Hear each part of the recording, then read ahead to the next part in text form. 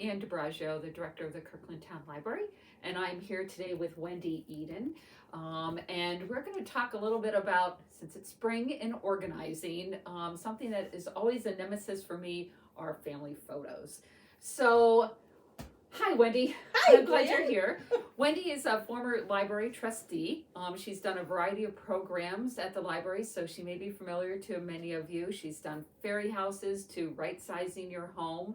She's also, in her professional life, an experienced planner. She helped facilitate the library's most recent strategic plan. A talented artist. You may have seen her work on our seed packets at our seed exchange. And also, one of our artist puzzles was done by Wendy, a very popular one. She's a member of a few book groups, loves to read, and she has a very kind and generous heart. And that's why I'm so glad to spend this time with you today and talking about photos. Thank you, Ann. I'm humbled by your introduction. So imagine you're watching the news and they have been reporting on a wildfire that is in the area. You are now ordered to evacuate. Once you get your family and your pets in the car, what is it that you most want to get? What would you grab, Ann? Well, I'd love to grab a box of photos. By my fears, I'd grab the box that, I don't know, I lost all my kids' children's ones because they're not organized. Yes. Yeah. Okay. That is what I have asked other people. They always say, I want to grab my photos because often they're irreplaceable and they're just filled with memories that you can't get back. If you have no other copies, that's it. They're priceless. So if you had to do that, would you be able to find your photos quickly? Are they under the bed or in the back of a closet? Are they on that top shelf? Where are they? So, and I cringe to think maybe they're even in the attic, in the basement, garage. So, and I think this is a wonderful project for the end of winter, but also what I call the mud season when you can't get out and garden. And we're still kind of in pandemic. So I think this is a perfect project for people that want to get this done. It's been on their to-do list for forever. So most people are overwhelmed. It's a huge absolutely. Project. What I would like to say is I'm going to help you today. I got 7 steps for you and it'll get you started. So let's get started. Okay, step number 1. Before we even begin, what I want you to do is think of why you're doing this project. And that may be an odd question, but when we have a goal and when we have a purpose, there's a focus to your project and it makes more sense. And if there's a deadline involved, all the better, because then you know what time frame you have. But please, if you have a deadline, make it so that it's a couple weeks ahead of your deadline. So for instance, if you have a special anniversary coming up, a birthday, maybe a child graduating, you know when you have to get that project done, and then you have a purpose for that project. So now what you need to do is organize photos for that particular project.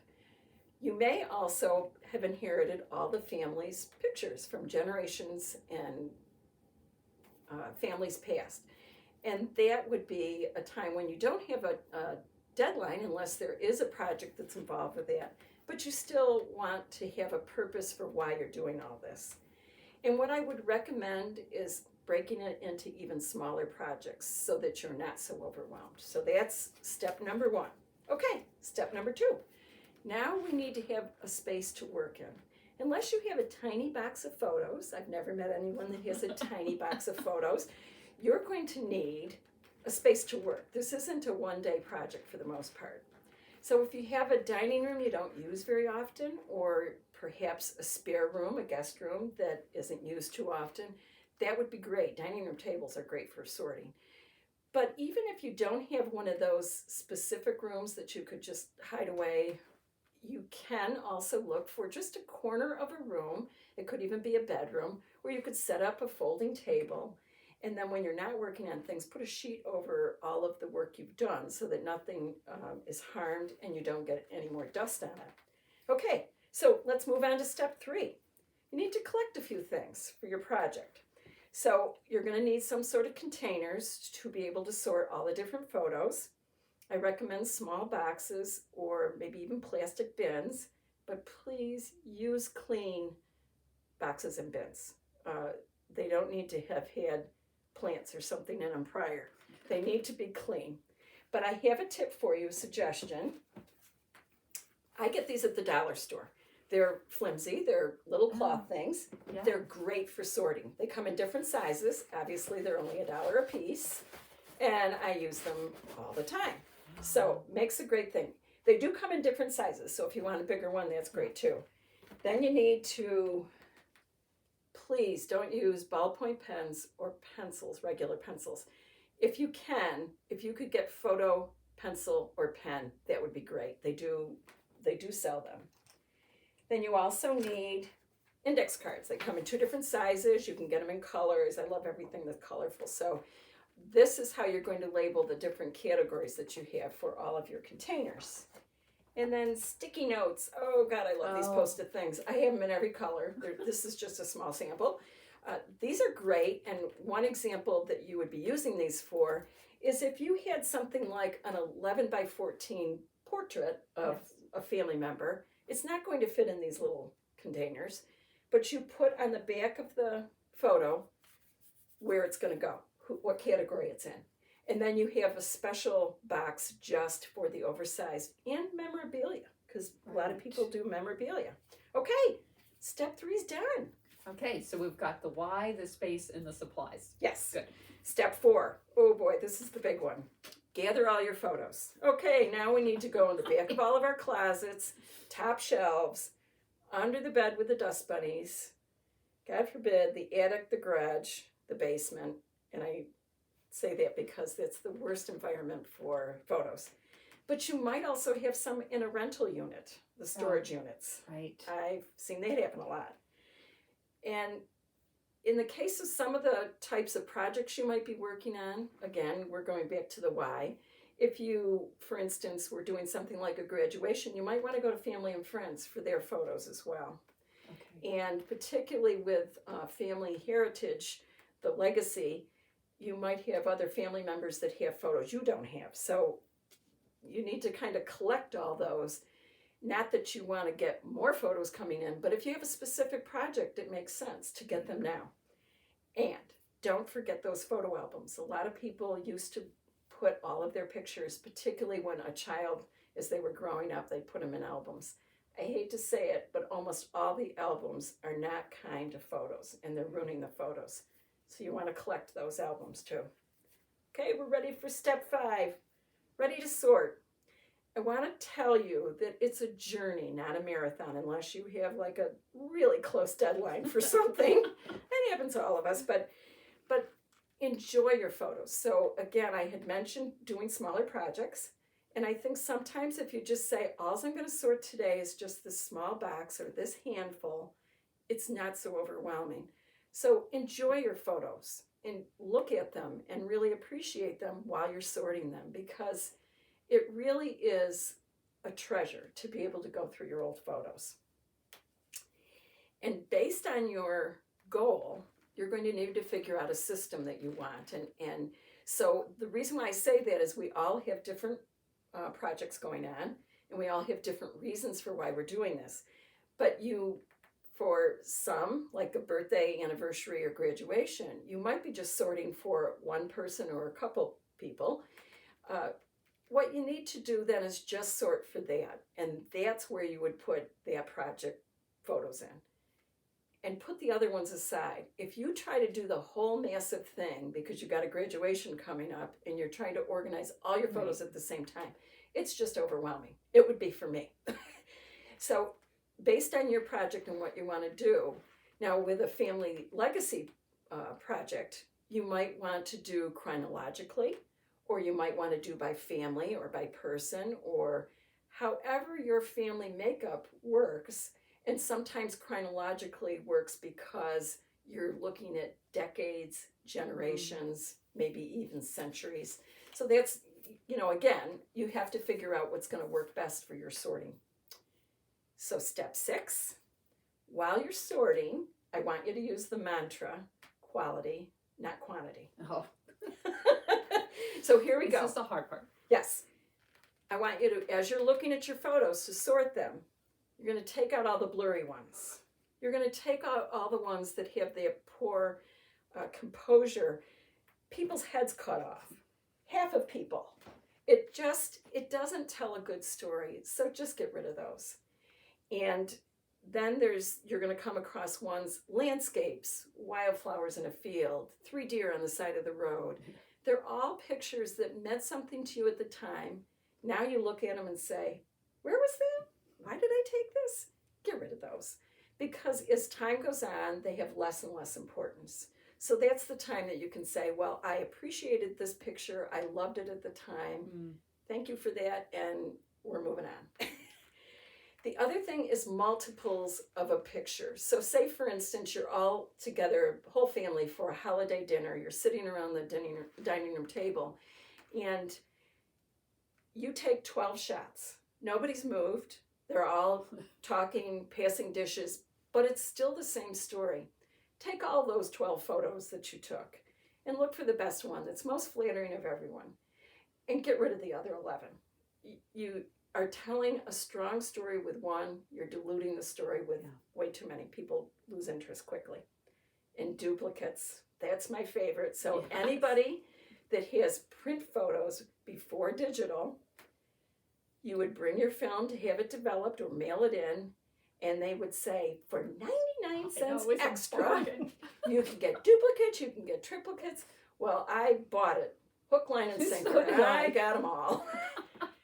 And then I had this great intention, I'm going to mail this copy to this person and send this one, and it never happened. So now you need to get rid of all those duplicates, triplicates. Just keep one. And that's nice. If one of them got damaged, you at least have another one, and so you can throw out the damaged one.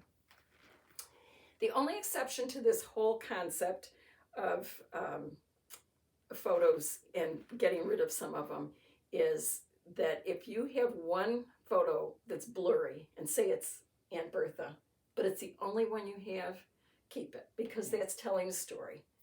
Now, I got a little aside that Ann said I could share. I was going through all my son's photos from when he was growing up. Of course, like I said, I had a duplicate or a triplicate of everything. I had them all in this pile.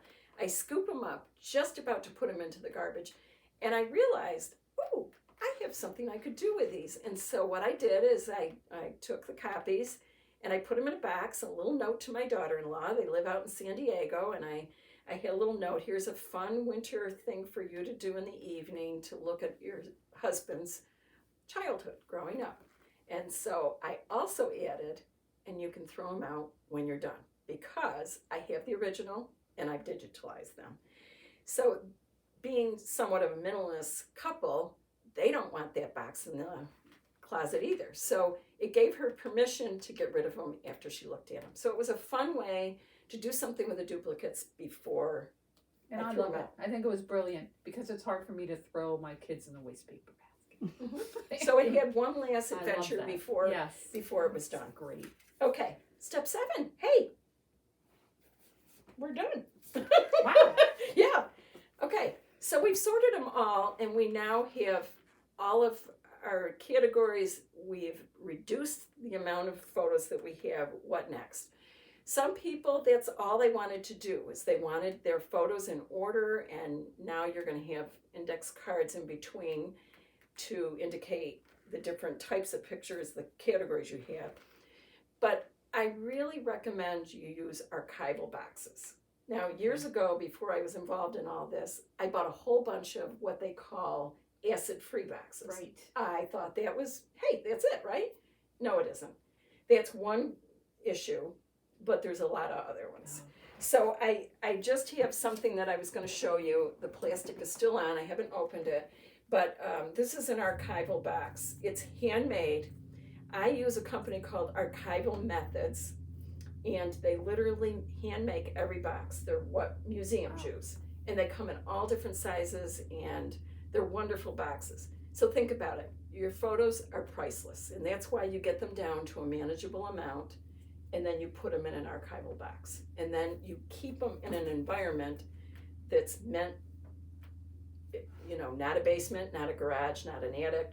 They have to be in the environment that you would be in your own home. So they really need to be stored someplace in your home, but not in those outlying areas. Okay, so if you're just keeping your photos, that's great. I think you've got a whole process down. But some people really want to have a digital copy. So Okay. that's where you take those photos, now that they're sorted and categorized, now you want to get them scanned. Now you can do the scanning yourself. It's a long, tedious process, or you can have someone do that for you. Okay. If I could make another recommendation, it would be try to do it local, because who wants to ship all of their photos someplace and then have it go into the black hole of postal or whatever shipping? So if you can do it local, that would be great. Make sure that if you do it local, you're going to a place that does it locally and doesn't ship them out, because then you're back in the same place that you are. But I think that then you decide, if you're doing everything digital, whether you want to keep the prints or not. Most people do keep the prints because you've got it down to a manageable amount. But if you don't, the only advice I would have is that and this is going to be an upcoming series for the digital photos, you want to have several copies of the digital. You don't want to throw those out and then have one and only digital copy. So keep them long enough so that you have that whole digital process in a very good sound format. So I'm going to challenge everyone. If organizing your photos has been on your to-do list for a very long time, start today. Just do one little thing. Collect those few little things, or look for the place in your house you're going to be doing this project. Get started today. Just do one little step, and you won't believe, if you get that momentum going, how quickly you can organize them all. When they're all organized, now you can tell your story, you can share photos and find them, and you can share their legacy with families in years to come.